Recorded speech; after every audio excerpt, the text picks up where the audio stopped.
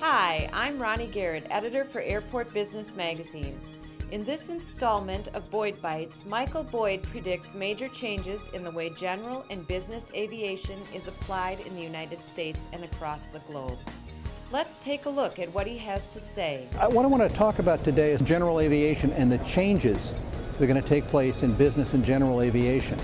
I don't think people understand how fundamentally what goes on the other side of the field is going to be very different 5 years from now. Remember, we have the issue of 100 low lead. We're all working on it. We're trying to find a solution to it.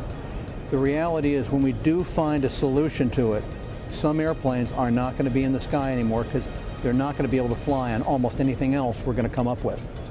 What we found out here is about 30,000 airplanes in the fixed-wing fleet in the United States are at risk of being parked when 100 low lead goes away. Well, when is 100 low lead going to go away? Let's look at the vulnerability of the supply chain.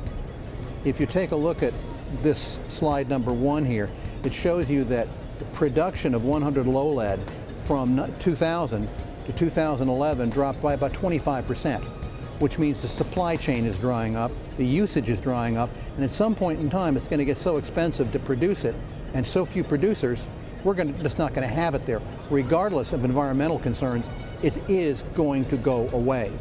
So that brings up the issue, what's that going to do?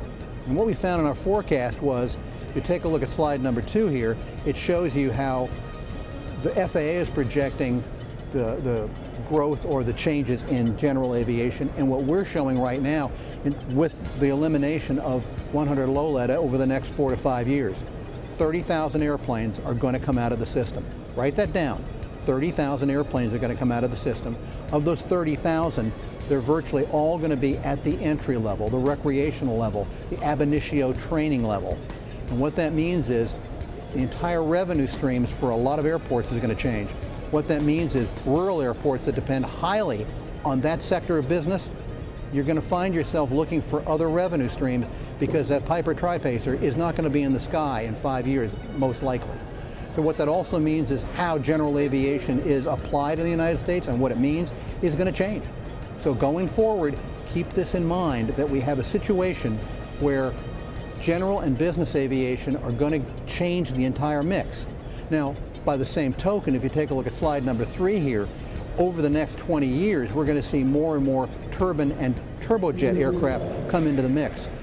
As that happens, and as scheduled passenger airlines become more and more constricted, we believe the high end, the mid and high end of business jets is going to take off a lot more than people have suggested.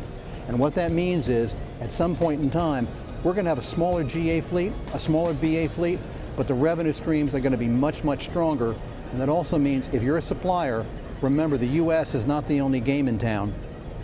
The rest of the world is as well. We come out with a new Boyd Bytes twice monthly, so be sure to check back at AviationPros.com for more from Mike, as well as the latest in aviation-related news and information.